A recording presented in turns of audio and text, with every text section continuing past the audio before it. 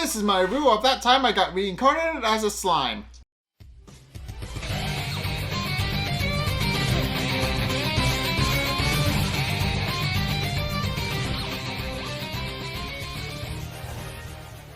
Okay, so this episode marks the end of the fight between Clayman's army and Rimuru's army, and it mostly just showcases the fights between the three major leaders.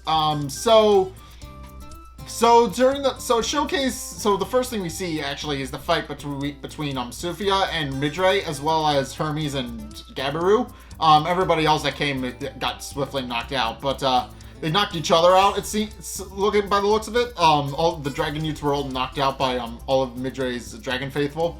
And while Gabiru is successfully holding his own against Hermes and even swiftly defeats him, Sufia is having a lot more trouble, and Midre is literally just flipping her and knocking her to the ground. So she has no real way to actually defend herself, and she then proceeds to start wondering why he's so strong and how he could possibly have reduced her to nothing more than just a battered, bruised lump. And Midre just goes right out and explains it how he's more than a match for Milliman herself. At which point Sufia finally gets it and finally realizes that he and his men are Dragon Faithful. And they quickly realize that he's not actually going to be their enemy, at least not in that way. And also while Midre is actually laughing it all off, Hermes asks for help, but Midre just points out that it seems Gabiru actually has no real intention of actually killing him, and he's right. Gabiru completely stops his assault once he has Hermes pinned. At which point, Sufia, Gabiru, and Midre actually exchange names, and Sufia is actually curious about how an ordinary-looking human could actually be so strong as to face off against Imagine. At which point, Midre reveals that he's actually a Dragon Youth.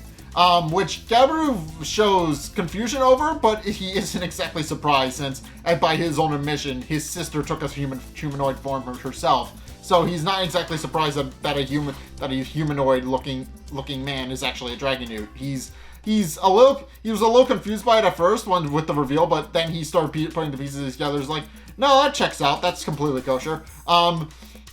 And Midre does actually further explain that the reason he's a Dragon Youth is because similar to Gabiru, he evolved by a fusion between dragon and human, and that's actually how he evolved. So he didn't evolve the way Gabiru did and all of his followers did. Who evolved by being named as lizard men and then evolving from that. No, he evolved in a completely different way, which is why he looks different and is a lot more powerful. And Sufia even points out that she's actually impressed, pointing out that she would have been impressed either way, pointing out that if he had been just an ordinary human who was keeping up with her, that she would have been impressed, pointing out that she could have commended his training, but since he's a Dragon Youth, she just points out that he's just really strong. And that's what Midre actually points out himself. He points out that she's actually not so strong herself, but he also points out that what makes Majins a little bit weaker is that they overestimate their own strength, and that's what ultimately gets them defeated. At which point he proceeds to challenge Gabiru and Sufia to a fight now that they know his secret, and now that they know that they shouldn't be underestimating him because he looks human. And Sufia and Gabiru decide to agree to his bout, pointing out that now that they know he's strong, they can use that to their advantage. And then they proceed to go into another fight, which we don't see on screen. It just kind of happens. Meanwhile, Abyss has actually held her own against Yamza and has actually defeated most of his forces. There's only like a few left, but it's clear that she can single-handedly hold her own against all of his forces. And Yamza quickly realizes that she's a little surprised that she's actually keeping up with him as easily as she is, pointing out that Abyss-Katir are clearly no joke. But he also points out that he does have one last ace up his sleeve on the off chance he was actually backed into a corner. And then reveals his special artifact, which enables him to create a doppelganger of himself. It's a little armband, but by activating it, he can actually create a duplicate of himself. And points out that now that there's 2 of them, that she actually stands no chance and that she might as well surrender. But Albus actually interrupts him, pointing out that he shouldn't be so sly to actually point out his aches in the hole, especially if it's that weak. Which he then gets annoyed by and points out that she shouldn't be acting so high and mighty. But then she uses one of her abilities to transform into her more powerful fighting form, and then proceeds to not only take out the remainder of his army single-handedly, but even shatters his artifact and reduces him and knocks him out, or rather knocks him on his ass in like a second flat. And Gobta at her request and actually gets the other Goblin Riders and everybody else who was stayed to watch the fight. He gets them all out of there and gets them to a safe distance so that they aren't actually accidentally caught in the crossfire. But eventually she does successfully defeat Yamza, and Yamza quickly realizes that he stands no way of actually defeating her. And proceeds to get ready to go into mid-defeat, especially since his arms and legs no longer work. But then it's revealed that Clayman isn't going to allow that, and actually says through his ability that he's not going to allow Yamza to actually surrender, and proceeds to make Yamza take something new by puppeteering his arm. And we find out later what that something is, because what that thing is turns him into a mini Charvdis. So because of what Clayman did, Yamza actually has his body and mind consumed and is turned into a mini Charvdis in an effort to just kind of end the fight immediately. And Midray actually sees this mid-fight as he's fighting with Sufia and Gabiru after he swiftly defeats them for the second time. And he quickly realizes that this actually poses a very big threat. And realizing that they need to actually work together to actually take down Charvdis, he orders his Dragon Faithful to actually take up arms and heal the wounded so that they can actually join forces with them, pointing out that Charvdis poses a much bigger threat than their petty war, and points out that they actually need to work together. But as it turns out, that isn't really necessary, and I'll get to that in a minute, because Albus is currently fighting with Charvdis, and she's not really making a dent in its armor. But as she quickly realizes that she needs to actually defeat it, or it's going to take everybody out. Since obviously the main threat of Charvdis, and Midray even explains this himself, is that Charvdis will actually absorb all the bodies in its natural environment and just kind of use those to gain strength and become stronger. And since they're in the middle of a battlefield, you can see where the problem is. So Albus quickly realizes she needs to take it out, or they're all screwed. But then Benimaru uses his connection to her to actually point out that she promised she wouldn't fight a fight that she knows she can't win.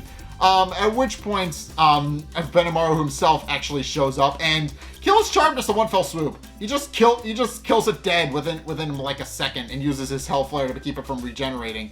And since Charvdis has no way of actually regenerating itself, it eventually dies and is destroyed. And Benimaru points out that he's actually has a couple of skills he would have liked to have tested out on it, but if it had been in its complete state, he actually would have used Charvdis as a test dummy. But since obviously Charvdis is in a much weaker state than it is, he ultimately decides against it and decides to just kill it outright, and successfully destroys Charvdis with one hit. And with that, Charvdis is swiftly destroyed, even though it was this big thing. Even though it's stated to be a weaker version of Charvdis, but the fact that this thing posed such a big threat in the first season and it's just killed dead, it just shows how much stronger the characters have actually gotten since then. It just because they were barely able to defend themselves against it, and now Benimaru is just killing it in one fell swoop with literally no real prep. So yeah, but in any case with that Benimaru Midray then realizes that seems Charvdis was actually swiftly defeated, and Gabiru then proceeds to chime in, pointing out that Benimaru must have dealt with it. But Sufia is a little confused as to what's going on, so Gabiru then proceeds to explain. But Midray cuts them both off, pointing out that that's not really necessary, since Benimaru himself is going over to quote unquote confront Midray and try and pick a fight with him, pointing out that then obviously he took very good. He did defeat a lot of his men. But Gabiru and Sufia actually intervene on Midrei's behalf, pointing out that not only is he a member of the Dragon Faithful, but he actually healed up all of their forces anyway, and that they're all fine. And Benimaru literally has no reason to go off on him. So Benimaru decides to just kind of let it go. And is a little happy that he's met someone as strong as Midrei. And they quickly point out that it's clear that Benimaru is a lot stronger than he looks. And it's clear that clearly it would be interesting to see how he would ever actually face off. And obviously it feels very much like Benimaru and Midrei are about to fight again. With everybody in the Midnight City realizing why that's a really bad idea. Gabiru, Sufia, and Hirui's then proceed to intervene and talk the two of them down, pointing out that not only are Rimuru and Milim friends, but that they shouldn't really be making enemies of one another, and that it would actually result in a big-scale war if they actually fought. But Benimaru and Midrei immediately point out that they know the exact purpose, and they even admit that. And Benimaru even admits that if he wasn't going with intent to kill, he would have very easily lost.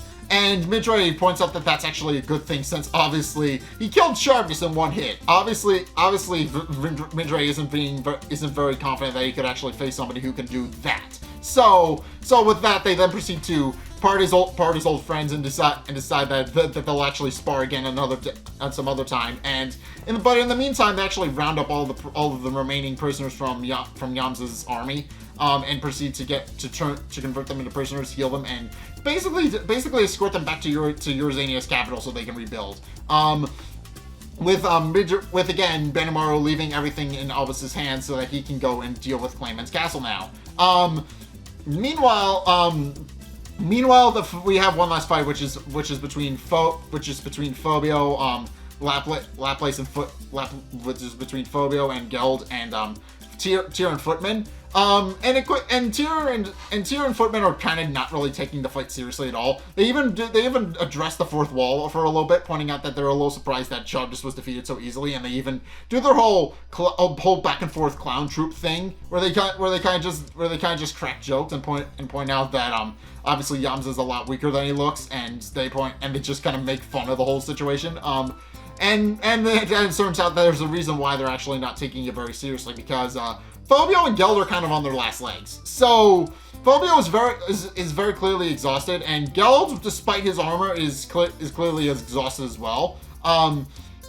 And Phobio then points out that they shouldn't take him so less seriously, pointing out that they actually do need to take him seriously, since obviously the other leaders have to be defeated by Alvis and Supios by now, and that all he has to do is hold out his own against them until they can actually show up as backup and defend him and help back him up, and so he can fight them back. But it quickly becomes apparent that he's in no state to actually do that. Case in point, Tyr knocks him out with one punch, and Footman easily destroys Geld's shield again with another attack of his own. He kind of rolls up like Sonic the Hedgehog and just rams into his shield, and then proceeds to drop a super blast on him, which breaks Geld's shield and knocks his helmet off. Doesn't kill him, but. And Tyr and Footman even reveal that that's actually not the purpose, and that they're actually going to go report back to Clayman to actually let him know how the battle went and what actually transpired.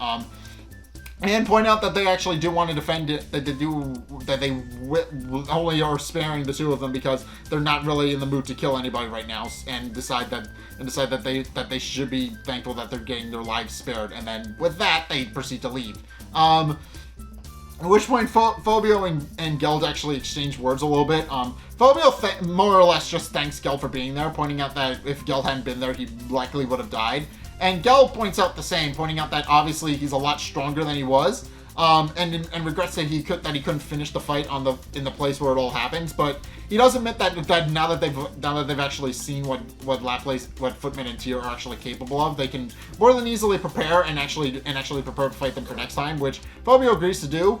At which point Benimaru checks in and Geld actually tells him that Tyr and Footman actually escaped. It does point out, and Benimaru surmises that they're most likely just preparing for they're most likely think that sparing them is actually a good thing.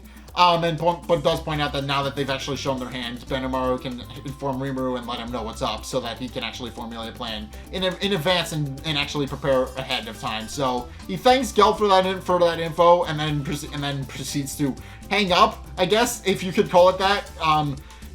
Geld again remarks that he's a little upset that he couldn't finish it on the place where it all happened, but that he will actually defeat them next time. And that's where the episode ends. So yeah, it's a good episode to end that whole arc off. So yeah, so I should mention this: Yamza was more than prepared to actually surrender to Albus and actually concede defeat, but it's clear that Clayman wouldn't let that happen, and it's clear that Clayman didn't even trust Yamza, who joined him willingly. So yeah, but in any case, it is clear now that that now that they've dealt with all of that, they now have to go to Clayman's castle and actually deal with things there. So yeah, that's going to be where the next episode builds on, so I'm looking forward to seeing how that actually shapes up. But for right now, that's going to do it for this episode of That Time I Got Reincarnated as Slime and my review of it. What did you guys think? Let's get a discussion going in the comment section down below, or over on my Discord server, link in the description. Anyway, thank you guys so much for watching. If you enjoyed, be sure to like, comment, and subscribe. Also, be sure to follow me on Twitter in the description below. And also, be sure to check out my Patreon in the description below as well. It's only a couple bucks a month. It does help support me, and you guys get access to a bunch of cool perks. I'm always saying thanks. So be sure to check those out in the description below as well. And finally, if you do want to see more content from me, then you can either check out my Twitch, which is down in the description below. You can see that every Sunday, 2:30 Eastern Standard Time. I will stream over there. So if you guys want to catch that again, be sure to follow me down there so you actually get the notification when I do that. So yeah, I also post notifications for all that all over my social media and all that other stuff. So be sure to check. So either way, will actually see whenever you'll actually know when a stream goes live, regardless. So just be sure to check that out if you want to. But and finally, if you want to see more content from me, again, there's actually links on the end screen that you can check out. The top video is the video that was filmed most recently. It may or may not be this one, whereas the bottom video is the video recommended to you based on what you've already seen from me. So if you want to try something new or see more of what you like, then be sure to check both of those videos out. But regardless of whether or not you do any or all of those things, thank you guys so much for watching, and until next time, I'll see you guys in the next video. Peace!